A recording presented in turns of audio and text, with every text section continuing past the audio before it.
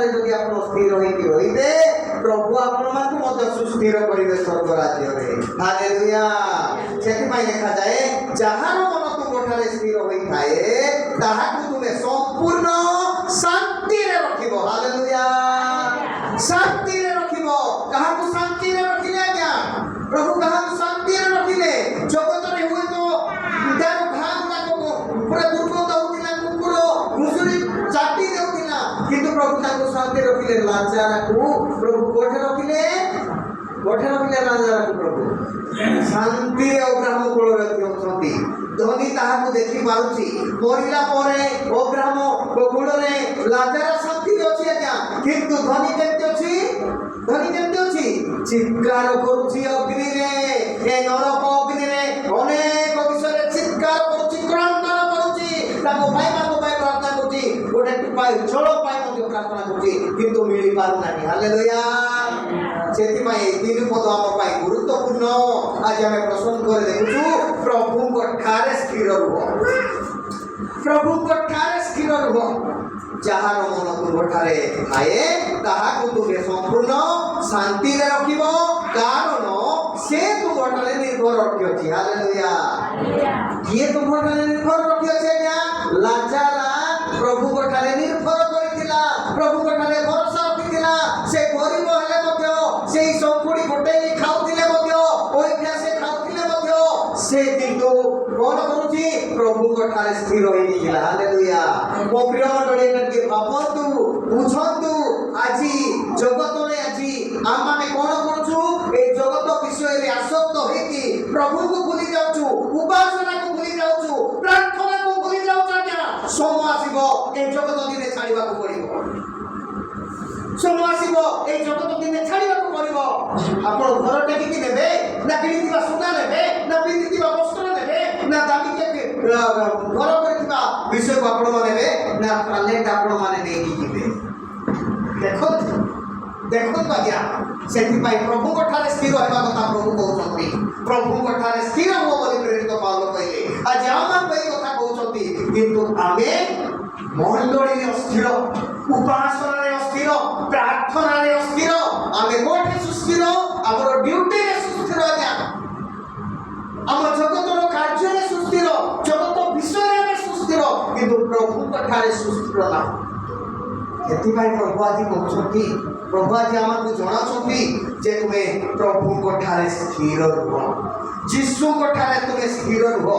सेति भाई जिसाय ए 24 पर्व 3 पद कहउची जे जहार मन तुम ठारे स्थिर थाए ताहाकु तुमे संपूर्ण शांति रखिबो कारण से तुम ठारे निर्भर रखे। Praise the Lord.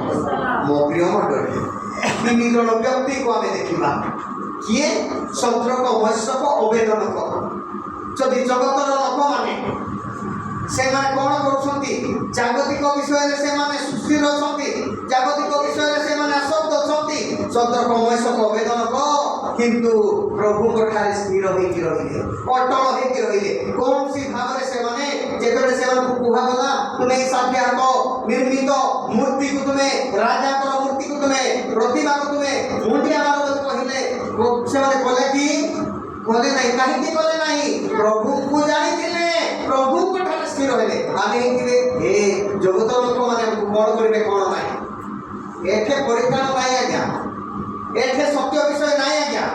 आज प्रभु को ठारे जदि आमे स्थिर रहिबा प्रभु को ठारे जदि आमाने जदि लागि रहिबा ताहेले आमाने जानि परिबा प्रभु आमको सहायता करिवे प्रभु आमको अनुग्रह करिवे आमे प्रभु को ठारे स्थिर रहिबा शांति रे रहिबा कोठे प्रभु को राज्य रे साथी रहिबा। हालेलुया। धन पाइबा पई यीशु को उपासना करूछु कि जगतर सौंदर्य पई हमें यीशु को सेवा करूछु कि नाही भूली जातो स्वर्ग राज्य पाइबा पई सेति पई यीशु कोन कहले मो पथ सत्य ओ जीवन मो देई न बोले केही मध्य ताहा को राज्य को पिता को राज्य को जाई पारिबो नाही। तो यीशु को सेवा करिबार उद्देश्य कोन प्रभु को जगह रे शांति रे रहबा पई यीशु को सहित शांति रहिबा पई आम माने आछि ए प्रकार कार्य करिबा ता हेले आमे किंतु प्रभु को ठारे स्थिर रहू ना प्रभु यीशु को ठारे स्थिर नाही प्रार्थना ହେବାରେ ସ୍ଥିର ନାହିଁ। ଆଜି ବିବେଚନା କରନ୍ତୁ ସେଇ ଲାଜାରକୁ ବିବେଚନା କରନ୍ତୁ। ଧନୀ ବ୍ୟକ୍ତିର ଖାଦ୍ୟ ଖାଇକି ବଞ୍ଚୁଥିଲା, ଯାହା ଅଇଁଠା ପଡୁଥିଲା ତାର ଅଇଁଠା ସବୁଦିନ ତାର ଅଇଁଠା ଖାଉଥିଲା, କାରଣ ସେ କର୍ମ କରିପାରୁନଥିଲା, ରୋଗଗ୍ରସ୍ତରେ ପୀଡ଼ିତ ଥିଲା, ଫାଟକ ପାଖରେ ବସିକି ରହୁଥିଲା। ସମସ୍ତେ ଆଜ୍ଞା, ଧନୀ ବି ଚାଲିଗଲା, ଗରିବ ବି ଚାଲିଗଲା, ଲାଜାର ବି ଚାଲିଗଲା। ଲାଜାର ଅବ୍ରାହ୍ମ କୂଳରେ ଶାନ୍ତିରେ ଅଛି, କିନ୍ତୁ ଏଇ ଧନୀ ବ୍ୟକ୍ତି ଅହରହ କ୍ରନ୍ଦନ କରୁଛି। ଆଜି ଜଗତର ସ୍ଥିର, ଜଗତର ଶାନ୍ତିକୁ ଆପଣମାନେ କାହିଁ ଭାବୁଛନ୍ତି? ପ୍ରଭୁ ଯୀଶୁଙ୍କ ଠାରେ ଶାନ୍ତିରେ ରଖିବା ପାଇଁ ପ୍ରଭୁ ଆଜି ଆମକୁ କହୁଛନ୍ତି, ଯାହାର ମନ ତୁମଠାରେ ସ୍ଥିର ଥାଏ ତାହାକୁ ତୁମେ ସମ୍ପୂର୍ଣ୍ଣ ଶାନ୍ତିରେ ରଖିବ। ପ୍ରଭୁଙ୍କ ଠାରେ ଯଦି ଆମେ ସ୍ଥିର ରହିବା, ସଦରକ ମୈଶକ ଅବେଦନକ କରି ଯଦି ସ୍ଥିର ରହିବା, ତାହେଲେ ଆମେ ଶାନ୍ତିରେ ରହିବା। ହାଲେଲୁୟା। ମୋ ପ୍ରିୟ ମଣ୍ଡଳୀ, ସେଥିପାଇଁ ଆମେ ପ୍ରଭୁଙ୍କ ଠାରେ ସ୍ଥିର ରହୁଛୁ କି? ଆଜି ସ୍ଥିର ରହିବା ପାଇଁ ପ୍ରଭୁ ଆଜି ଆମମାନଙ୍କୁ ଏଇ କଥା କହୁଛନ୍ତି। ମାଥ୍ୟୁ 12:25 କରିଦିଅନ୍ତୁ। ମାଥ୍ୟୁ 12:25।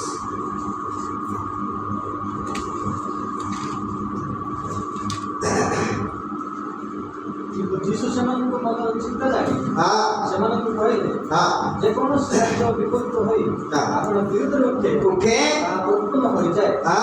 ଯେକୌଣସି ନଗର କିମ୍ବା ଗୃହ ବିଭକ୍ତ ହୋଇ ଆପଣ ବିରୁଦ୍ଧରେ ଉଠେ ତାହା ସ୍ଥିର ହୋଇ ରହିବ ନାହିଁ। ଦେଖନ୍ତୁ ଦେଖନ୍ତୁ ମୋ ପ୍ରିୟ ମଣ୍ଡଳୀ, କିନ୍ତୁ ସେମାନଙ୍କୁ ମନର ଚିନ୍ତା ଜାଣି ଯୀଶୁ କ'ଣ କହୁଛନ୍ତି?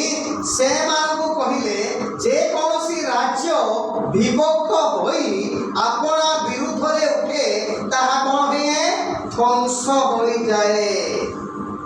ଆମେ ଏଠି এই প্রকার বিষয় রখুছু, যে এই প্রকার বিষয় দেখুছু যে ধ্বংস হয়ে যায়। পুଣି যেকୌଣସି নগর কিংবা গৃহ বিভক্ত হয়ে আপনা বিরুদ্ধে উঠে তাহা স্থির হয়ে রহিব ନାହିଁ। এটি গোটে গুরুত্বপূর্ণ বিষয় লুচিকি রহিଅଛି। পরিবারে যদি পরিবার লোক পরিবার বিরুদ্ধে উঠিব, সেই পরিবার স্থির রহিকি রহিপারিব কি? রহিপারিব কি? চিন্তা করন্তু, স্বামী যদি স্ত্রী বিরুদ্ধে উঠিব তাহলে সে পরিবার স্থির হয়ে রহিব কি? স্ত্রী যদি স্বামী বিরুদ্ধে উঠিব সে পরিবার স্থির হয়ে রহিপারিব কি? মণ্ডলী গোটে পরিবার আজ্ঞা, মণ্ডলী গোটে পরিবার। এটি আপনার চিন্তা করন্তু। কিন্তু যেকୌଣସି ମନ୍ଦ ମନର ଚିନ୍ତା ଜାଣି ଯୀଶୁ କ'ଣ କରୁଛନ୍ତି? ସେମାନଙ୍କର ଚିନ୍ତା ଜାଣି ସେମାନଙ୍କୁ କହିଲେ, ଯେକୌଣସି ରାଜ୍ୟ ବିଭକ୍ତ ହୋଇ ଆପଣା ବିରୁଦ୍ଧରେ ଉଠେ ତାହା ଧ୍ୱଂସ ହୋଇଯିବ। ଗୋଟେ ପରିବାରରେ ଯଦି ତାଙ୍କ ବିରୁଦ୍ଧରେ ଯଦି ସେମାନେ ଲାଗିବେ ତାହା ଧ୍ୱଂସ ହୋଇଯିବ। ଅଣ୍ଡରଲାଇନ୍ ଦିଅନ୍ତୁ ଏ ପଦ, ଗୁରୁତ୍ୱପୂର୍ଣ୍ଣ ପଦ ଏ ପଦ। ଆଜି ପ୍ରଭୁ ଆମକୁ এই পদ ଦେଇଅଛନ୍ତି। ତ ବିଭକ୍ତ ହୋଇ ଆପଣା ବିରୁଦ୍ଧରେ ଉଠେ ତାହା ଧ୍ୱଂସ ହୋଇଯାଏ। ପୁଣି ଯେକୌଣସି ନଗର କିମ୍ବା ଗୃହ ବିଭକ୍ତ ହୋଇ ଆପଣା ବିରୁଦ୍ଧରେ ଉଠେ ତାହା ସ୍ଥିର ହୋଇ ରହିବ ନାହିଁ। ପ୍ରଭୁ ଆମକୁ କ'ଣ କହୁଛନ୍ତି? ତୁମେ ପ୍ରଭୁଙ୍କ ଠାରେ ସ୍ଥିର ହୋଇବ। ଆମର ପଏଣ୍ଟ ହେଉଛି ପ୍ରଭୁଙ୍କ ଠାରେ ସ୍ଥିର ହେବା। କିନ୍ତୁ ଆମେ ଏଠାରେ ଦେଖୁଛୁ ଯେ ଗୋଟେ ପରିବାର, ଗୋଟେ ମଣ୍ଡଳୀରେ, ଗୋଟେ ଗୃହରେ ଯଦି ଗୃହ ଭିତରେ ଯଦି ସେମାନେ ଲାଗିଯିବେ, ଗଣ୍ଡଗୋଳ ହେବ, ତାହା ସ୍ଥିର ହୋଇ ରହିବ କି? ରହିବ ନାହିଁ। ସେଥିପାଇଁ ମୋ ପ୍ରିୟ ମଣ୍ଡଳୀ, ଆମେ ପ୍ରଭୁଙ୍କ ଠାରେ ଯେତେବେଳେ ଅଛୁ, ମଣ୍ଡଳୀ ମଧ୍ୟରେ ମଣ୍ଡଳୀ ବିରୁଦ୍ଧରେ ଯଦି ଆମେ ଉଠିବା, ବାଳକମାନଙ୍କ ବିରୁଦ୍ଧରେ ଉଠିବା, ପ୍ରଭୁଙ୍କର ଲୋକମାନଙ୍କ ବିରୁଦ୍ଧରେ ଉଠିବା, ସେଟା ମଣ୍ଡଳୀ କେବେ ବି ସ୍ଥିର ରହିବ ନାହିଁ। ଦେଖନ୍ତୁ, ପ୍ରଭୁ କାର୍ଯ୍ୟ କରିବେ 12 ଜଣ ଶିଷ୍ୟମାନଙ୍କ ମଧ୍ୟରେ ମଧ୍ୟ ଯେତେବେଳେ ନିଜ ବିରୁଦ୍ଧରେ ଉଠିଲେ। ଦେଖନ୍ତୁ, ପ୍ରଭୁ ଯୀଶୁଙ୍କ ବିରୁଦ୍ଧରେ କିଏ ଉଠିଲା? ଆଜ୍ଞା, ଇସ୍କାରିୟତ ଯିହୁଦା ଉଠିଲା। ଉଠିବାର ଫଳାଫଳ କ'ଣ ହେଲା? କ'ଣ ହେଲା? ପ୍ରଭୁ ତ ନିଶ୍ଚୟ ଜଗତ ଲୋକମାନଙ୍କ ପାଇଁ ଯୀଶୁ ଖ୍ରୀଷ୍ଟ କ୍ରୁଶରେ ମରିବା ପାଇଁ ଆସିଥିଲେ, ମାତ୍ର ସେ ଇସ୍କାରିୟତ ଯିହୁଦା ନିଜର ଜୀବନ ନେଇକି ନରକକୁ ଚାଲିଗଲା। ସେଥିପାଇଁ ଯୀଶୁ କହିଲା, ଏ ଜନ୍ମ ନ ହେଇଥିଲେ ଭଲ ହେଇଥାନ୍ତା। ହାଲେଲୁୟା। ମୋ ପ୍ରିୟ ମଣ୍ଡଳୀ, ଈଶ୍ୱରଙ୍କର ବାକ୍ୟକୁ ବୁଝିବା ପାଇଁ ଚେଷ୍ଟା କର, ଜାଣିବା ପାଇଁ ଚେଷ୍ଟା କର। ଈଶ୍ୱରଙ୍କର ବାକ୍ୟରେ ଆମେ ସ୍ଥିର ହେବା ଦରକାର। ଅସ୍ଥିର ହେବା ଶୟତାନ କ'ଣ କରିବ? ନିଜ କବ୍ଜାରେ ନିଜ ହାତ ମୁଠାରେ ରଖିକି ଅଚଳ କରିବ, ନଷ୍ଟ କରିବ, ବିନଷ୍ଟ କରିବ। ପ୍ରଭୁଙ୍କ ରାଜ୍ୟକୁ ଯିବା ପାଇଁ କେବେ ବି ସୁଯୋଗ ଦେବ ନାହିଁ। ଯୀଶୁଙ୍କୁ ଯେତେବେଳେ ଆମେ ଜାଣିଛୁ, ଯୀଶୁଙ୍କୁ ଜାଣିବା ଲୋକମାନଙ୍କର କାର୍ଯ୍ୟ କ'ଣ? ସ୍ୱର୍ଗକୁ ଯିବାର କାର୍ଯ୍ୟ। ହାଲେଲୁୟା। ନରକକୁ ଯିବା ପାଇଁ ଆମେ ପ୍ରଭୁକୁ ଜାଣିଛୁ କି? ନରକକୁ ଯିବା ପାଇଁ ଆଜି ଅନ୍ୟ ଲୋକମାନଙ୍କ ଠାରୁ ତିରସ୍କାର ପାଉଛୁ କି? ସ୍ୱର୍ଗକୁ ଯିବା ପାଇଁ, ଯଦି ସ୍ୱର୍ଗକୁ ଯିବା ପାଇଁ ଆମେ ଉଠୁଛୁ, आमे निज निज भितरे आम विरुद्धरे अन्य विरुद्धरे उठिबा नाही। प्रभु आज आमको एक कथा कहउछथि जे जिए आज जे कोनोसी नगर किबा गृह विभक्त होई अपना विरुद्धरे उठे ता स्थिर होई रहिबो नाही। आज प्रभु को निकटरे आमने एक होई रहिबा दरकार, प्रभु कथारे स्थिर होई रहिबा दरकार। सेति पई प्रभु आज आमको एक कथा कहउछथि, प्रभु आज आमको एक विषय आमको जणाउछथि। बोली दियो लुक 11 लुक 11 ଆଉ ଶୈତାନ ମଧ୍ୟ ଯଦି ବିଭକ୍ତ ହୋଇ ଆପଣ ବିରୁଦ୍ଧରେ ଉଠିଲାଣି ତାହେଲେ ତାହାର ରାଜ୍ୟ ପ୍ରକାରରେ ସ୍ଥିର ହୋଇପାରିବ। ବାସ୍ ସେଠି ଆଉ ଶୈତାନ ମଧ୍ୟ ଯଦି ବିଭକ୍ତ ହୋଇ ନିଜ ବିରୁଦ୍ଧରେ ଉଠେ ତାହେଲେ ତାହାର ରାଜ୍ୟ କି ପ୍ରକାର ସ୍ଥିର ହୋଇ ରହିବ।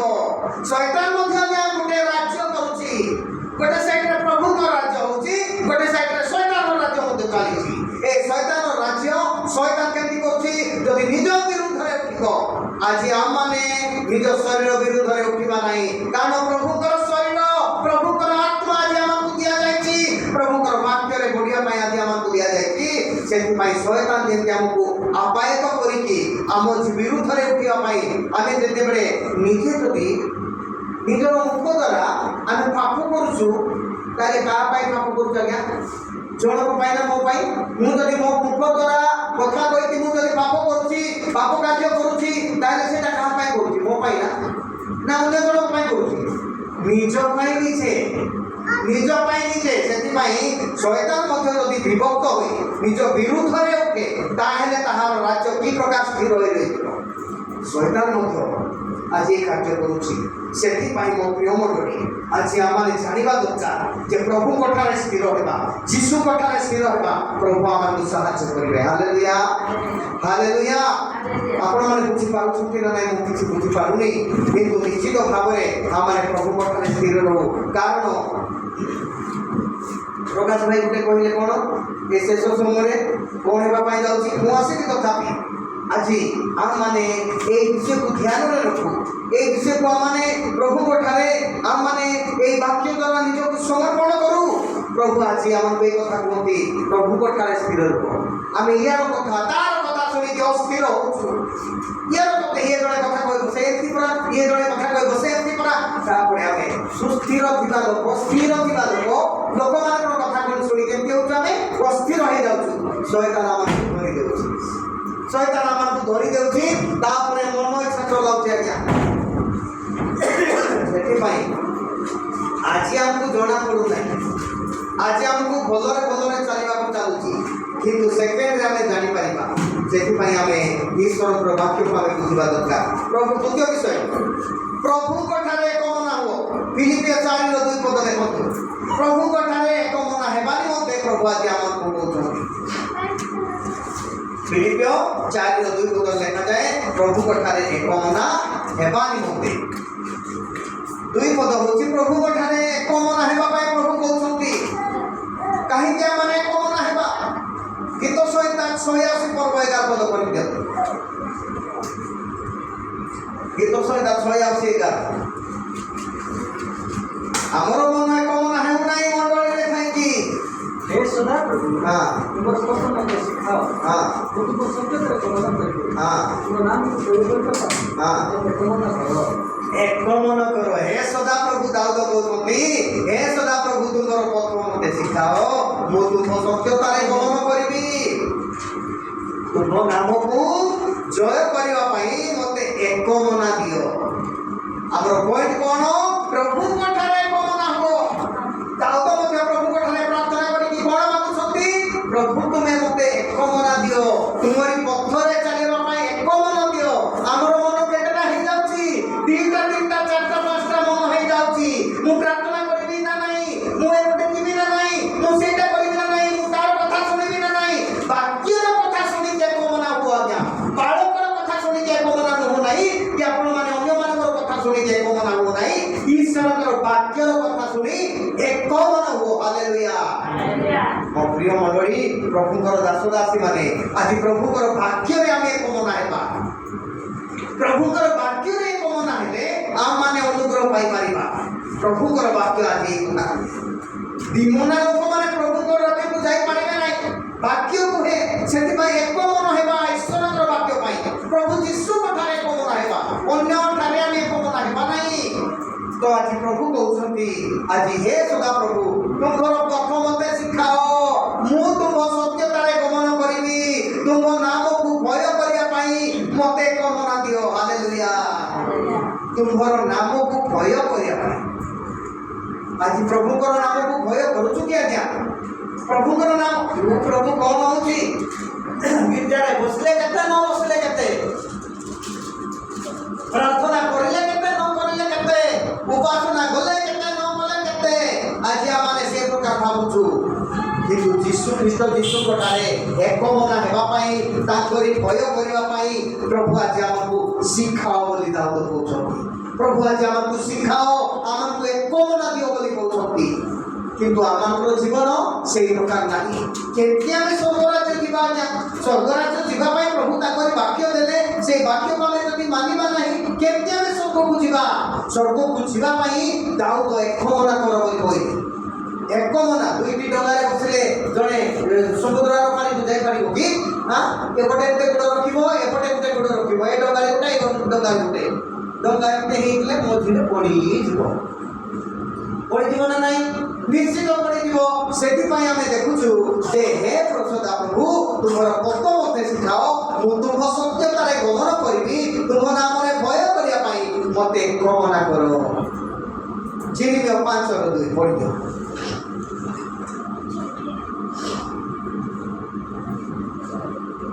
ଯେରିମିୟା 5:2 ପଢ଼।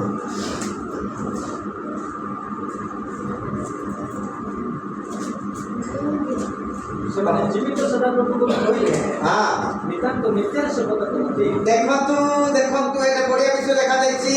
ସେମାନେ ଜୀବିତ ସଦାପ୍ରଭୁ ବୋଲି କହିଲେ। କ'ଣ ବୋଲି କହିଲେ? ଜୀବିତ ସଦାପ୍ରଭୁ ବୋଲି କହିଲେ। ଗୋଟେ ମନରେ କହିଲେ ସେମାନେ, ମାତ୍ର ନିତାନ୍ତ ସେମାନେ ମିଥ୍ୟାରେ ଶପଥ କରୁଛନ୍ତି। କେମିତି ଆମେ ଜାଣୁଛୁ? ବୋଲିଦିଅ, କେମିତି 5 ପଦରେ ପଢ଼ିଦିଅ। 5 ପଦ, ସେ ପଦ ଆକା 5 ପଦ। ମୁଁ ବଡ଼ ଲୋକମାନଙ୍କ ନିକଟକୁ ଯାଇ, ମୁଁ ବଡ଼ ଲୋକମାନଙ୍କ ନିକଟକୁ ଯାଇ ସେମାନଙ୍କୁ କହିବି, କାରଣ ସେମାନେ ସଦାପ୍ରଭୁଙ୍କର ପଥ ଓ ଆପଣମାନଙ୍କ ପରମେଶ୍ୱରଙ୍କ ଶାସନ ଜାଣନ୍ତି। ଆଉ ଆପଣମାନଙ୍କର ପରମେଶ୍ୱରଙ୍କର ଶାସନ ଜାଣନ୍ତି। ମାତ୍ର ଏମାନେ ଏକମନା ହୋଇ ଜୁଆଳି ଭାଙ୍ଗି ଅଛନ୍ତି ଓ ବନ୍ଧନ ସବୁ ଛିଣ୍ଡାଇ ପକାଇ ଅଛନ୍ତି। ଆଜ୍ଞା, ପ୍ରଭୁଙ୍କ ଉପାସନାରେ ଏକମନା ହଉଛୁ, ପ୍ରଭୁଙ୍କ ଉପାସନାରେ ଏକମନା ହିଁ ବଢ଼ିବା। ପରବର୍ତ୍ତୀ ମୁହୂର୍ତ୍ତରେ ଆମେ ଜୁଆଳିକୁ ଛିଣ୍ଡାଇ ଦେବା, ପରବର୍ତ୍ତୀ ମୁହୂର୍ତ୍ତରେ ଆମେ ଏକମନା ହେବା ନାହିଁ, ତାହେଲେ କ'ଣ ଲାଭ ଅଛି? ସେଥିପାଇଁ ସେଇ 2 ପଦ ଏଇ କଥା କୁହେ। ସେଇ 2 ପଦ, ସେମାନେ ଜୀବିତ ସଦାପ୍ରଭୁ ବୋଲି କହନ୍ତି, କହିଲେ ନିତାନ୍ତ ସେମାନେ ମିଥ୍ୟାରେ ଶପଥ କରନ୍ତି ବୋଲି କୁହାଯାଏ। ମିଥ୍ୟାରେ ଶପଥ କରିବା, ସତ୍ୟରେ ନୁହେଁ। ଶପଥ ମାନେ କ'ଣ? ସାରଦା ବୋଲି ଯୋଉଟା କହୁଛନ୍ତି ଶପଥ, ମିଥ୍ୟାରେ ଶପଥ କରିବେ। ମୋ ପ୍ରିୟ ମଣ୍ଡଳୀ, ଆଜି ପ୍ରଭୁଙ୍କର ବାକ୍ୟ ଆମକୁ କହୁଛି, ଆମେ ଯୀଶୁଙ୍କ ଠାରେ ଏକମନା ହେବା। ପ୍ରଭୁ ଯୀଶୁଙ୍କ ଠାରେ ଏକମନା ହେବା। ଏକମନା ଆମକୁ କ'ଣ କରିବ? ସାହାଯ୍ୟ କରିବ ପ୍ରଭୁଙ୍କ ରାଜ୍ୟକୁ ଯିବା ପାଇଁ। ସେଥିପାଇଁ ପ୍ରଭୁ ଆଜି ଆମକୁ ପରିଷ୍କାର କରିବା ପାଇଁ, ପ୍ରଭୁ ଆମକୁ ଚେତନା ପ୍ରେରଣା ଦେବା ପାଇଁ, ପ୍ରଭୁ ଆମକୁ ସାହାଯ୍ୟ କରିବା ପାଇଁ କହୁଛନ୍ତି। ଆଜି ଆମମାନେ ଏକମନା ହେଉ, ଏକ ମନରେ ଆମେ ବସୁନାହୁଁ। ମୋ ପ୍ରିୟ ମଣ୍ଡଳୀ, ଆମମାନଙ୍କର ମନ 2-3 ମନ ହେଇଯାଉଛି। ତାର କଥା ଶୁଣିକି ଆମମାନଙ୍କର ଗୋଟେ ମନ ହେଇଯାଉଛି, ୟାର କଥା ଶୁଣିକି ଆମମାନଙ୍କର ଗୋଟେ ମନ ହେଉଛି, ଈଶ୍ୱରଙ୍କର ବାକ୍ୟ କଥା ଶୁଣିକି ଆମେ ଗୋଟେ ମନ ହେଉଛୁ। ଏତେ ଏଇ ପ୍ରକାର ମନ ହେବା ଦ୍ୱାରା ଆମମାନେ କୁଆଡ଼େ ବି ହେଇପାରିବା ନାହିଁ, ଲାଭକୁ ଶୟତାନ ହେଇଯିବା। ସେଥିପାଇଁ ପ୍ରଭୁ କହୁଛନ୍ତି, ତୁମେ କ'ଣ ହୁଅ? ପ୍ରଭୁଙ୍କ ଠାରେ ଏକମନା ହୁଅ, ଖ୍ରୀଷ୍ଟ ଯୀଶୁଙ୍କ ଠାରେ ଏକମନା ହୁଅ। ଆମେ ପ୍ରଥମ ବିଷୟ ଦେଖିଲୁ, ପ୍ରଭୁଙ୍କ ଠାରେ ସ୍ଥିର ହୁଅ। ଦ୍ୱିତୀୟ ବିଷୟ ଦେଖିଲୁ, ପ୍ରଭୁଙ୍କ ଠାରେ ଏକମନା ହୁଅ। ପ୍ରଭୁ ଯାହା କହୁଛନ୍ତି ସେଇ ପ୍ରକାର ଅନୁସାରେ ଆମେ ଚାଲିବା। ଆଜ୍ଞା, ଆଜି ଆମକୁ କଠିନ ବିଷୟ ଲାଗୁଛି, ଆଜି କିଛି ଜଣା ପଡୁନି, କାହିଁକିନା ପୃଥିବୀର ଶେଷ ମୁହୂର୍ତ୍ତରେ ଆମେ ଆସିଛୁ। ଅଧର୍ମ ବଢି ଯାଉଛି।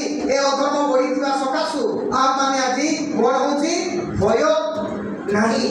ଭାଇ ପଢୁଥିଲେ କେତେ ପ୍ରଭୁ ଭାଇ ପଢିଦିଅ ଟିକେ। ଅଧର୍ମ ବଢିବା ସକାଶୁ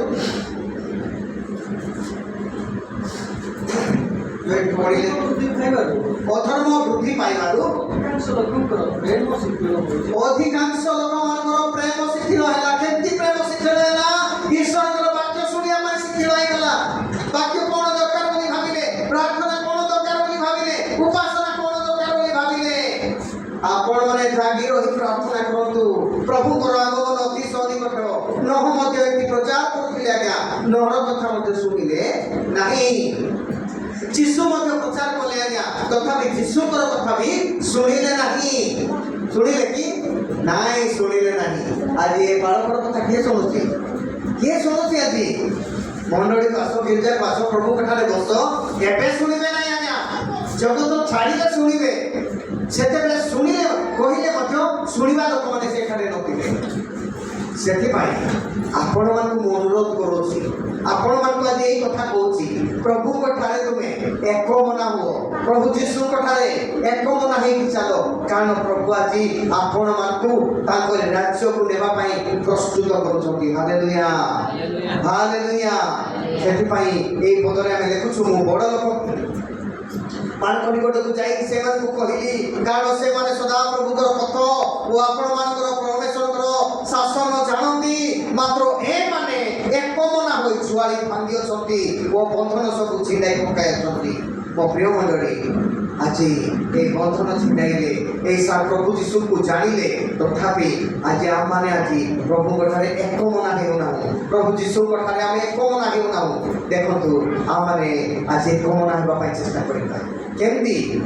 স্বামী স্ত্রী ঠারে হয়তো একমনা হয়ে নথাও, পরিবারে আজ একমনা হয়ে নথাও, খ্রিস্ট যিশুঙ্ ঠারে একমনা হেবা নিহাতি আবশ্যকতা রয়েছে। কারণ যিশু আমার কিয়ে? স্বামী অটନ୍ତି। হালেলুয়া। যিশু আমাদের বড় অটନ୍ତି, সে জগতକୁ ଆସୁଛନ୍ତି। ତୃତୀୟ ବିଷୟକୁ ଆମେ ଦେଖିବା। ତୃତୀୟ ବିଷୟକୁ ଦେଖିବା। ଚାଲନ୍ତୁ ସେ ଫିଲିପିଓ 4:4 ସର୍ବଦା ପ୍ରଭୁଙ୍କଠାରେ ଆନନ୍ଦ କର। ହଁ, ଆନନ୍ଦ କର। ସର୍ବଦା ପ୍ରଭୁଙ୍କ ଠାରେ ଆନନ୍ଦ କର। ପ୍ରଭୁଙ୍କ ଠାରେ ଆନନ୍ଦ କରୁଛୁ କି ଆଜ୍ଞା? ମାଛ ମାଂସରେ ଆନନ୍ଦ କରୁଛୁ, ନୂଆ ଡ୍ରେସରେ ଆନନ୍ଦ କରୁଛୁ, ଭୋଜି ଭାତରେ ଆନନ୍ଦ କରୁଛୁ, ଜଗତର ୟାର କଥା ତାର କଥା କଥା ହେଇକି ଆମେ ଆନନ୍ଦ କରୁଛୁ, ୟା ବିରୁଦ୍ଧରେ ତା ବିରୁଦ୍ଧରେ କଥା ହେଇକି ଆମେ ଆନନ୍ଦ କରୁଛୁ। କିନ୍ତୁ ଯୀଶୁଙ୍କ ଠାରେ ଆନନ୍ଦ କରିବାର ନାହିଁ। ଯୀଶୁଙ୍କ ଠାରେ ଆନନ୍ଦ କରିବାର ନାହିଁ। ଆମେ କାହା ବିରୁଦ୍ଧରେ? ସେ ସେମିତି ହେଲା ପରା, ଗୋଟେ ଜାଗାରେ ଯଦି ଆମେ 2-3 ଜଣ ହେଉ, ସେ ସେମିତି କରା ନାହିଁ, ସେ ସେମିତି କରା ଭାଇ, ସେ ସେମିତି କରା ଭାଇ ବୋଲି କଥା ହେଇକି ଆମେ ଆନନ୍ଦ କରୁଛୁ, ମଜା ଉଠାଉଛୁ। କିନ୍ତୁ ପ୍ରଭୁଙ୍କର ବାକ୍ୟ କୋଉଠି କହୁଛି? ଯୀଶୁଙ୍କ ଠାରେ, ପ୍ରଭୁଙ୍କ ଠାରେ ଆନନ୍ଦ କର। Hallelujah, hallelujah. ମୋ ପ୍ରିୟ ମଣ୍ଡଳୀ, ରେଫରେନ୍ସ ଲେଖ, ଏଗୁଡ଼ାକ ଲେଖ। ଏଇଟା ଶାସ୍ତ୍ର ପାଠ କାଲିକୁ ସେଇଟା ନେଇଛି, ରେଫରେନ୍ସ ଗୁଡ଼ାକ ଅଲଗା ଅଲଗା। ଆଜି ସକାଳେ ମୁଁ ଏଇ ବାକ୍ୟକୁ ପ୍ରିପାରେସନ୍ ହେଇକି ମୁଁ ଆଜି ଏଇଟା କହୁଛି। ତ ପ୍ରଭୁଙ୍କ ଠାରେ ଆନନ୍ଦ କରିବା ଦରକାର। ଆମେ ଆଜି କୋଉଠି ଆନନ୍ଦ କରୁଛୁ? ଆଜି ଆମେ କୋଉଠି ଆନନ୍ଦ କରୁଛୁ? ମୋ ପ୍ରିୟ ମଣ୍ଡଳୀ, ଆଜି ଜଗତର ବିଷୟରେ ଆନନ୍ଦ କରୁଛୁ। ଦ୍ୱିତୀୟ ବିବରଣୀ 12:12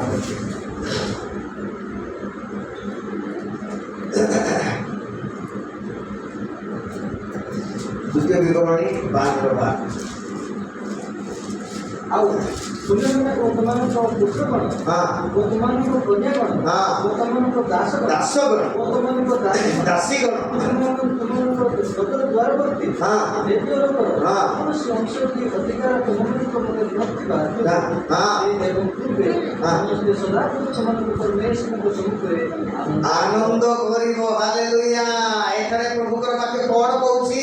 ଆଉ ତୁମେ ମାନେ ତୁମମାନଙ୍କର ପୁତ୍ର ଗଣ, ତୁମମାନଙ୍କର କନ୍ୟା ଗଣ, ତୁମମାନଙ୍କର ଦାସ ଗଣ ଓ ତୁମମାନଙ୍କର ଦାସୀ ଗଣ, ତୁମମାନଙ୍କର ନଗର ଦ୍ୱାରବର୍ତ୍ତୀ ଲେବୀୟ ଲୋକର କୌଣସି ଅଂଶ କି ଅଧିକାର ତୁମମାନଙ୍କ ମଧ୍ୟରେ ନଥିବାରୁ ଥିବା ସକାଶୁ ସେ ତୁମ୍ଭେ ଏବଂ ତୁମ୍ଭେ ସମସ୍ତେ ସଦାପ୍ରଭୁ ତୁମମାନଙ୍କର ପରମେଶ୍ୱରଙ୍କର ସମ୍ମୁଖରେ ଆନନ୍ଦ କର। ହାଲେଲୁୟା। ପ୍ରଭୁଙ୍କ ସମ୍ମୁଖରେ ଆଜି ଆମେ କାହା ସମ୍ମୁଖରେ ଅଛୁ? ପ୍ରଭୁ ଯୀଶୁଙ୍କ ସମ୍ମୁଖରେ। ହାଲେଲୁୟା ଟିକେ କହିବା ପାଇଁ ପାଟି ବଥା ହେଉଛି। ହାଲେଲୁୟା କହିବା ପାଇଁ ପାଟି ବଥା ହେଉଛି ଆଜ୍ଞା। ଯୋଉ ହାଲେଲୁୟା କହିବା ଦ୍ୱାରା ଅନ୍ଧକାର ଶକ୍ତି ଶୈତାନର ଆତ୍ମା କେଟା ଉଠେଇଯିବ, ସେଇ ଆତ୍ମାକୁ ପ୍ରଭୁ ଆଜି ଆମକୁ ଦେଇ ଅଛନ୍ତି ଯେ ହାଲେଲୁୟା କହିକି ପ୍ରଭୁଙ୍କର ଗୌରବ କରିବା ଦରକାର। ए पद गुड़ाक लेखिकी रखु आज्ञा ए पद गुड़ाक लेखिकी रखु प्रभुकर वाक्य आज आम कथा कौन प्रभुकर वाक्य सदा प्रभुकर ठारे आनंद कर सदा प्रभु सम्मुख आनंद कर प्रभु ठारे आनंद नहीं आजिकाली जगत में प्रभुकर ठारे आनंद नहीं बाहर पार्क आनंद अच्छी मोबाइल आनंद अच्छी जगतर विश्व आनंद करुचु किंतु प्रभुकर ठारे आनंद नहीं समूह आसब आज्ञा समूह आसब बर कन्या सहित आनंद कर हालेलुया कन्या बर सहित आनंद कर आज्ञा जीशु मंडली सहित आनंद करेंगे आज्ञा मंडली जीशु सहित आनंद कर प्रेज द लॉर्ड मो प्रिय मंडली से आनंदर दिन आसुची आमे जदि जीशु ठारे अछु आमे जदि प्रभु ठारे आमे आनंद करिछु शेष दिन रे मध्य मंडली सहित जेतेबे उठा दिबा सेठी आमे आनंद करिबा हालेलुया सेठी पाई प्रभु आज कथा कहउछथि पाप कार्य रे आमे आनंद करूछु शैतानिक कार्य रे आमे आनंद करूछु शैतान समस्त विशृंखला कार्य रे आनंद करूछु किंतु जीशु ठारे आनंद करिया पाई पिता ठारे आनंद करिया पाई ईश्वर ठारे आनंद करिया पाई प्रभु कर वाक्य कहउछि आज्ञा किंतु से आनंद हम ठारे नाही आज को आनंद पुरे दिछि शैतान मोबाइल रे आनंद करे मोबाइल रे विभिन्न प्रकार विषय देखि आनंद करे मोबाइल रे विभिन्न प्रकार चित्र देखि आनंद करे विभिन्न प्रकार कथा सुनि आनंद करे बोली शैतान आदि दउछि किंतु जीशु कोन कहउछंती सदा प्रभु ठारे सदा प्रभु को सम्मुख रे आज आनंद करो हालेलुया प्रभु को ठारे आनंद करिया पाए प्रभु कहउछंती किंतु शैतान आज हमन कोन कहउछि मोबाइल ठारे आनंद करिया पाए पाप कार्य रे आनंद करिया पाए प्रभु को आज शैतान प्रभु शैतान आज आनंद कहउछि आबे कार कथा सुनछु शैतान रो कथा सुनछु प्रभु कर वाक्य रो कथा सुनु आज्ञा चिंता करंतु आज्ञा चिंता करंतु मो हाथ रे जीवन अछि एई जीवन मु चाहिले निर्माण करिके चाहिले भाबी पारिबी एठु गला परे हम निर्माण करि पारिबी नाही एठु गला परे मु एई जीवन को निर्माण करि पारिबी नाही किबा पर्यंत ईश्वरकर वाक्य रो मु निर्माण करि पारिबी प्रार्थना रे निर्माण करि पारिबी निजको नम्र करिके निर्माण करिबी निजको प्रभु ठारे समर्पण करिके निर्माण करिबी प्रभु एई कथा मान बाजी कहंती आमे भाबुछु मोबाइल रे आनंद करे मत हेबो परा पाप कार्य रे आनंद कले हेबो परा मिछ कथा कहि के आनंद करिले हेबो परा नाही आज्ञा एटा दिने धुई साथ दे दिबो एटा रहिबो नाही आज्ञा सेति पई प्रभु आछि आमा को ए कथा कहंती ए कथा ए मंडली को कहंती जे तुमे प्रभु को ठारे स्थिर रहो प्रभु को ठारे एक मना हो आ प्रभु को ठारे कोन कर आनंद करो प्रभु को ठारे आनंद कर आज जीशु को ठारे आनंद करिया पाई प्रभु आमान को एक कथा कहंती गीत संहिता 32 रहिता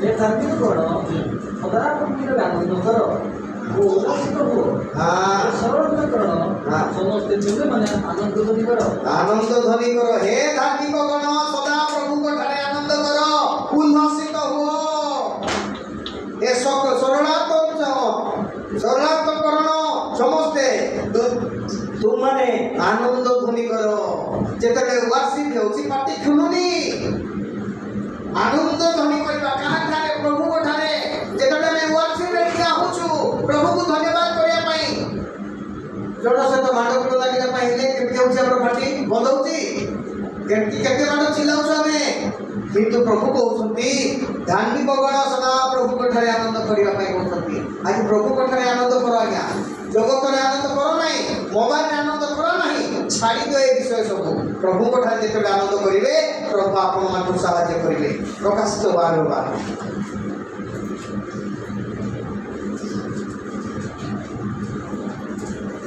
अतः हे स्वर्ग व निवासी आनंद करो होते हे स्वर्ग व निवासी माने आनंद करो मात्र आयो पृथ्वी व समुद्र माने संतान पर पात्र समय स्वल्प बोली जानी या तो आपण क्रोध रे माने एटा अंडरलाइन दे दिया जे पद को 12 पद को दियाबल शैतान कोन करूसी देखंतु टिके ध्यान सहित जानतु निजको भाबंतु आयो पृथ्वी व समुद्र तुमाने संतान पर ଜାଣିକି ଦିଆବଳ ଶୟତାନ ଜାଣିକି ଆପଣ ମହାକ୍ରୋଧରେ ତୁମମାନଙ୍କର ମଧ୍ୟକୁ ଓହ୍ଲାଇ ଆସିଅଛନ୍ତି ମଣ୍ଡଳୀକୁ ଚୂର୍ଣ୍ଣ କରିବା ପାଇଁ ମଣ୍ଡଳୀକୁ ନଷ୍ଟ କରିବା ପାଇଁ ମଣ୍ଡଳୀକୁ ଭାଙ୍ଗିବା ପାଇଁ ମଣ୍ଡଳୀକୁ ପାପରେ ପ୍ରଚାର କରିବା ପାଇଁ ଆଜି ଭଣ୍ଡ ଶିକ୍ଷାକୁ ପ୍ରଚାର କରିବା ପାଇଁ ଶୟତାନ ଆସୁଛି ସମୟ ଅଳ୍ପ ଅତି ଅଳ୍ପ ସେଥିପାଇଁ ଚର୍ଚ୍ଚକୁ କ'ଣ ପାଇଁ ଯିବା ଦରକାର ଗିର୍ଜାରେ ବସିବା କ'ଣ ଦରକାର ବାକ୍ୟ ଶୁଣିବା କ'ଣ ଦରକାର ଆଜ୍ଞା ସେମିତି ଆଜି ମଣ୍ଡଳୀରେ ଶୟତାନ କ'ଣ କରୁଛି କାନରେ କଥା କହୁଛି ଆଜି ପ୍ରଭୁଙ୍କ ଠାରେ ଆନନ୍ଦ କରିବା ପାଇଁ ପ୍ରଭୁ କହିଲା ବେଳକୁ ଏ ଶୟତାନ ସମୟ ଅଳ୍ପ ଭାବିକି ଶୟତାନ ଧରା ପଡ଼ିବ ଆଜ୍ଞା ଶୟତାନକୁ ଧରା ପଡ଼ିବ ନା ନାଇଁ ଶୟତାନ କାର୍ଯ୍ୟ କରିଥିବା ଲୋକମାନଙ୍କୁ ମଧ୍ୟ ଧରା ପଡ଼ିବ ସେତେବେଳେ କ'ଣ ହେବ ନା ସେ ମହାକ୍ରୋଧରେ ସେ କ'ଣ କରୁଛି ଓହ୍ଲେଇ ଆସିକି ପ୍ରଭୁଙ୍କ ଲୋକମାନଙ୍କୁ ନଷ୍ଟ କରୁଛି ସେଥିପାଇଁ ଆମେ ଜାଗ୍ରତ ହେବା ଦରକାର ପ୍ରଭୁଙ୍କ ଠାରେ ଆନନ୍ଦ କରି ଚାଲିବା ଦରକାର ଆମେ କ'ଣ କରୁଛୁ ମୋବାଇଲରେ ଆନନ୍ଦ କରୁଛୁ ନାଇଁ ମୋବାଇଲରେ ଆନନ୍ଦ କରିଛୁ ମୋବାଇଲରେ ୟୁଟ୍ୟୁବରେ ଆନନ୍ଦ କରୁଛୁ ଆଉ ସେ କ'ଣ ଫେସବୁକରେ ମୁଁ ତ ଫେସବୁକ ସବୁ ଡିଲିଟ୍ କରିଦେଲି ରଖିଲି ନାହିଁ ମୁଁ ସେଇଟା ଫେସବୁକ ଆଉ ରଖିଲି ନାହିଁ ଏମିତିକା ଚିତ୍ର ଗୁଡ଼ାକ ଆସୁଥିଲା ନେକେଡ୍ ଚିତ୍ର ଗୁଡ଼ାକ ଆସୁଥିଲା ଡିଲିଟ୍ କରିଦେଲି ପ୍ରାୟ ବର୍ଷେ 2 ବର୍ଷ ହେଲାଣି ମୋ ପ୍ରିୟ ମଣ୍ଡଳୀ ପ୍ରଭୁଙ୍କ ଠାରେ ଆନନ୍ଦ କରିବା ପାଇଁ ପ୍ରଭୁ କହୁଛନ୍ତି ଶୟତାନ ମୋବାଇଲ ଠାରେ ଆନନ୍ଦ କରିବା ପାଇଁ ଶୟତାନ କହୁଛି ସତର୍କ ରୁହନ୍ତୁ ଏହି ଶରୀର ଗଲା ପରେ ଏ ଶରୀରର ଆତ୍ମା ଗଲା ପରେ ଆପଣମାନେ ସେଇ ଶରୀରକୁ ପାଇବେ ନାହିଁ କି ସେଇ ଆନନ୍ଦକୁ ପାଇବେ ନାହିଁ କି ସେଇ ଜଗତକୁ ପାଇବେ ନାହିଁ ଆଜ୍ଞା ସେଥିପାଇଁ ଗୋଟେ ଜଗତ ଅଛି ସେଇଟା ହେଉଛି ନର୍କର ଜଗତ ସେ ନର୍କର ଜଗତକୁ ସିଧା ପଳେଇଯିବେ ସେଥିପାଇଁ ପ୍ରଭୁଙ୍କ ଠାରେ ଆନନ୍ଦ ହେବା ପାଇଁ ପ୍ରଭୁ ଆଜି ଆପଣମାନଙ୍କୁ କହୁଛନ୍ତି ଆଜି ସମୟର ଅତି ଅଳ୍ପ ଏ ଅଳ୍ପ ସମୟ ମଧ୍ୟରେ ଶୟତାନ ଆଜି ଜଗତକୁ ଆସିକି ଲୋକମାନଙ୍କୁ ନଷ୍ଟ କରିବା ପାଇଁ ଚାହୁଁଛି ଚତୁର୍ଥ ବିଷୟ ପ୍ରଥମ ବିଷୟ କ'ଣ ଥିଲା ପ୍ରଭୁଙ୍କ ଠାରେ ସ୍ଥିର ରହିବା ପାଇଁ ଦ୍ୱିତୀୟ ବିଷୟ କ'ଣ ଥିଲା ପ୍ରଭୁଙ୍କ ଠାରେ ଏକମନା ହେବା ପାଇଁ ତୃତୀୟ ବିଷୟ କ'ଣ ଥିଲା ପ୍ରଭୁଙ୍କ ଠାରେ ଆନନ୍ଦ କରିବା ପାଇଁ ଚତୁର୍ଥ ବିଷୟ ପ୍ରଭୁଙ୍କୁ ନିବେଦନ ଜଣାଅ କାହାକୁ ନିବେଦନ ଜଣାଅ ପ୍ରଭୁଙ୍କୁ ନିବେଦନ ଜଣାଅ ପ୍ରଭୁଙ୍କ ଠାରେ ପ୍ରାର୍ଥନା କର ପ୍ରଭୁଙ୍କ ଠାରେ ନିବେଦନ ଜଣାଇବା ଦରକାର 4 ପଦ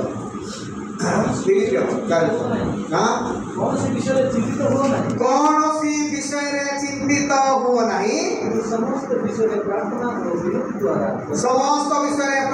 ଓ ବିନତି ଦ୍ୱାରା ଧନ୍ୟବାଦ ସହ ତୁମମାନଙ୍କର ନିବେଦନ ସବୁ କାହାଠାରେ ଜଣାଅ ଯୀଶୁଙ୍କ ଠାରେ ଜଣାଅ ଆଜ୍ଞା ଆମର ନିବେଦନ ସରକାର ଶୁଣିବ ନାହିଁ ଆଜ୍ଞା ଶୁଣୁଛି କି ଆମ ଖ୍ରୀଷ୍ଟିଆନ ଲୋକ କହିଲେ ସେ କାର୍ଯ୍ୟ ମଧ୍ୟ ଛିଡ଼ିଦେବ ଯାହା ମୁଁ କରିଦେବି ବୋଲି କହିବ କାର୍ଯ୍ୟ ଛିଡ଼ିକି ଛିଡ଼ିଦେବ ପ୍ରଭୁ ଶୁଣିବେ ନା ନାହିଁ ଶୁଣିବେ ଆମର ନିବେଦନ ପ୍ରଭୁ ଶୁଣିବେ ଆଜ୍ଞା ସମୟ ଆସିବ ଏ କାର୍ଡ ଗୁଡ଼ାକ ରହିବ ନାହିଁ କି କାର୍ଡ ଏଗୁଡ଼ାକ ରାସନ କାର୍ଡ ମେଡିସିନ କାର୍ଡ ସବୁ ବିଷୟ କରିଦେବେ ସେମିତିକା ପରିସ୍ଥିତି ଆସିଲାନି ତ ଆଜି ପ୍ରଭୁଙ୍କୁ ଜଣାଇବା ଦରକାର ପ୍ରଭୁ ତୁମେ ଯଦି ଆମ ସହିତ ଅଛ କିଛି ଅସୁବିଧା ନାହିଁ ହାଲେଲୁୟା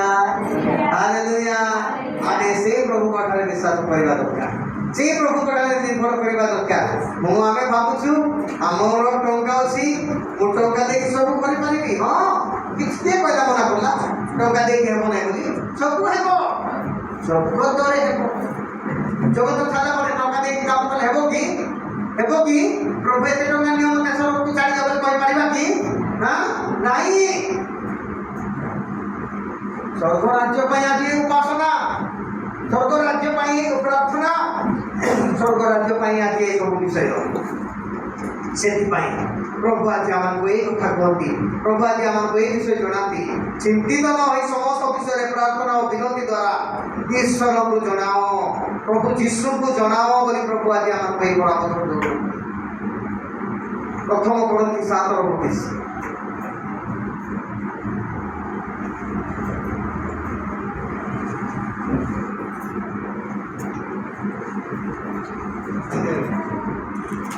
ପ୍ରଥମ କରନ୍ତି 7:29 ପଢ଼ିଦିଅ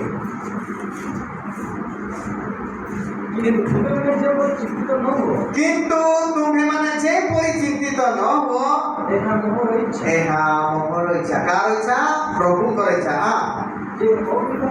ଯେ ଅବିବାହିତ ପ୍ରଭୁଙ୍କର ସନ୍ତୋଷ ପାତ୍ର ହେବ। ସେ କିପରି ପ୍ରଭୁଙ୍କର ସନ୍ତୋଷ ପାତ୍ର ହେବ? ଏଥିପାଇଁ ପ୍ରଭୁଙ୍କ ବିଷୟ କେହି ଚିନ୍ତିତ ହୁଏ। ଏଥିପାଇଁ ସେ ପ୍ରଭୁଙ୍କ ବିଷୟ କେହି ଚିନ୍ତିତ ହୁଏ। ଏସବୁ ବିଷୟରେ ଚିନ୍ତିତ ବିଷୟରେ ଲେଖାଯାଇଛି। ମୋ ପ୍ରିୟ ମଣ୍ଡଳୀ, ପ୍ରଭୁ କହୁଛନ୍ତି ତୁମମାନେ ଯେପରି ଚିନ୍ତିତ ନ ହୁଅ।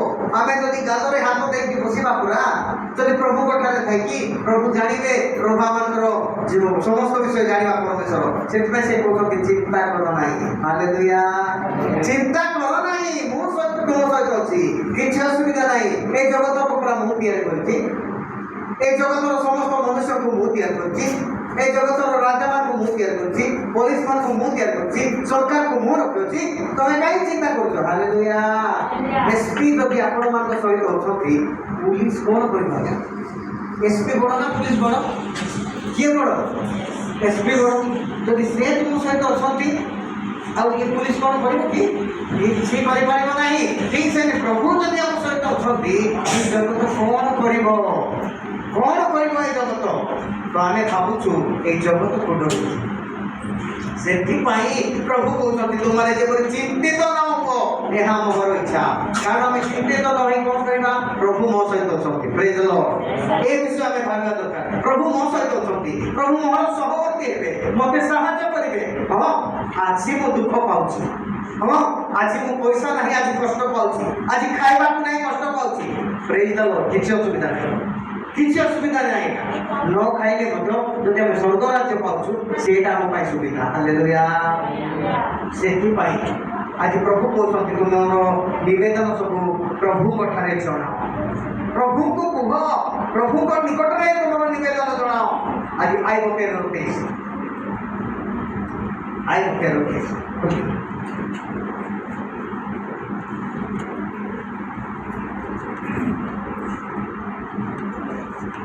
ମୋର ଅପରାଧ ଓ ପାପ କେତେ? ଜଣାଅ। ପ୍ରଭୁଙ୍କୁ ଧାରେ ନିବେଦନ ଜଣାଇବା ପାଇଁ ପ୍ରଭୁ କହୁଛନ୍ତି, ଆଇବ କହୁଛନ୍ତି ମୋର ଅପରାଧ ଓ ପାପ କେତେ, ମୋର ଅଧର୍ମ ଓ ପାପ ମୋତେ ଜଣାଅ। ଆଜି ଆମେ এই ପ୍ରକାର ପ୍ରାର୍ଥନା ଶିଖି, ପ୍ରଭୁ ମୋର ପାପକୁ ତୁମେ ମୋତେ ଜଣାଅ, କରିଥିବା ଭୁଲକୁ ମୋତେ ଜଣାଅ। କିନ୍ତୁ ଆମେ କାହା ଦ୍ୱାରା ଲୁଚାଉଛୁ ଆମର ପାପକୁ? କେମିତି ଲୁଚାଉଛୁ? ଆମେ ଭୁଲ ବି କରିଥିବା, ଠକିଥିବା, ମିଛ କହିଥିବା, କେମିତି ଲୁଚାଉଛୁ? ଅପା ଯେମିତି ଲୁଚାଇଲା ପ୍ରଭୁଙ୍କ ଠାରେ, ମୁଁ ନାହିଁ ଆଜ୍ଞା ସେ। ଆଦମ ଯେମିତି ଲୁଚାଇଲା, ମୁଁ ନାହିଁ ପ୍ରଭୁ ସେ। ଏମିତି ଆମେ ଲୁଚାଉଛୁ। କିନ୍ତୁ ଦାଉଦ କହୁଛନ୍ତି ମୋର ଅପରାଧ ଓ ପାପ କେତେ, ମୋର ଅଧର୍ମ ପାପ ମୋତେ ଜଣାଅ। ହାଲେଲୁୟା।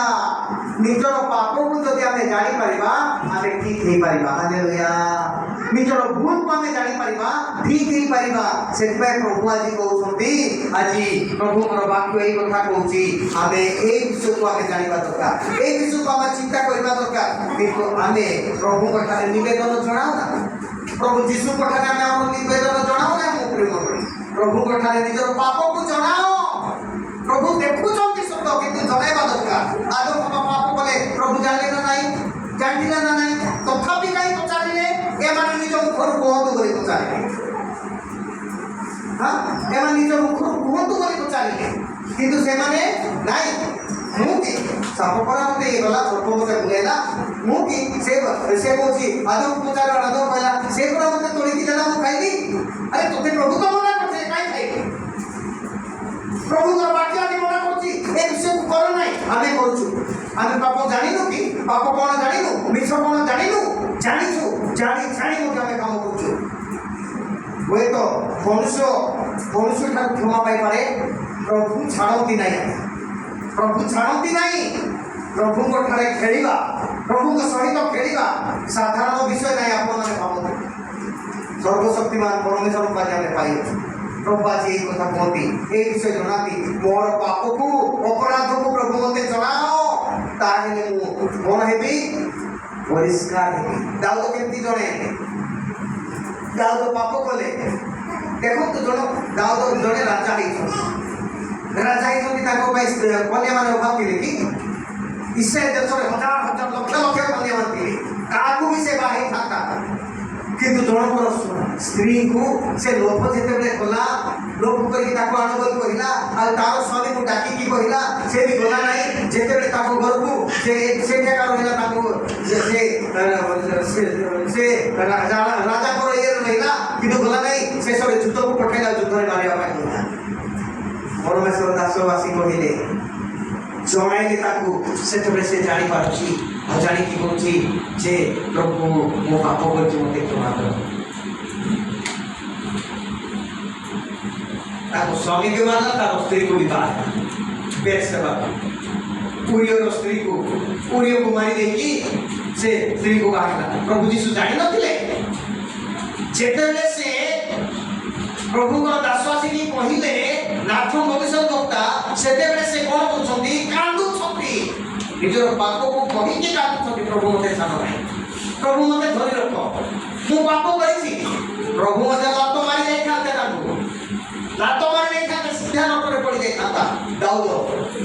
କିନ୍ତୁ କାନ୍ଦିଲେ, ଆଣ୍ଠୁ ମାରିଲେ, କ୍ରନ୍ଦନ କଲେ, ଜଣେ ସମସ୍ତ ନିଜର ସମସ୍ତ ପାପକୁ ପ୍ରଭୁଙ୍କ ନିକଟରେ ଢାଳି ଦେଲେ, କ୍ଷମା ପାଇଲେ। ହାଲେଲୁୟା। ମୋ ପ୍ରିୟ ମଣ୍ଡଳୀ, ଆଜି କିନ୍ତୁ ଆମେ ସେଇ ପ୍ରକାର ନାହିଁ। ପାପ କଲେ ମଧ୍ୟ ଆମର କଠିନ ହୃଦୟ ଭାଙ୍ଗୁ ନାହିଁ, ଭୁଲ କଲେ ବି ଭାଙ୍ଗୁ ନାହିଁ। ପ୍ରଭୁ ଜାଣିଛନ୍ତି ଆଜ୍ଞା ଆମର ପାପକୁ, ଆମର ଦୋଷକୁ, ଆମର ଦୁର୍ବଳତାକୁ, ଆମର ଅବହେଳା ଜୀବନକୁ ପ୍ରଭୁ ଜାଣୁଛନ୍ତି। ପ୍ରଭୁ କ୍ଷମା ଦେବେ ଯେତେବେଳେ ଆମେ ପ୍ରଭୁଙ୍କ ନିକଟକୁ ଫେରିବା। ହାଲେଲୁୟା। ଯେତେବେଳେ ଆମେ ପ୍ରଭୁଙ୍କ ନିକଟକୁ ଫେରିବା, ସେତେବେଳେ ପ୍ରଭୁ ଆମକୁ କ୍ଷମା ଦେବେ। ସେଥିପାଇଁ ପ୍ରଭୁ ଏହି କଥା କହନ୍ତି। ଗୀତ 39 ପଢ଼।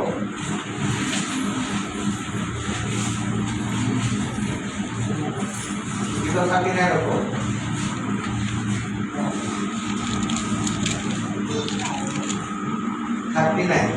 हे सदाप्रभु, मोर अंतिम काल ओ मो दिनर परिमाण कौन मते जणाओ।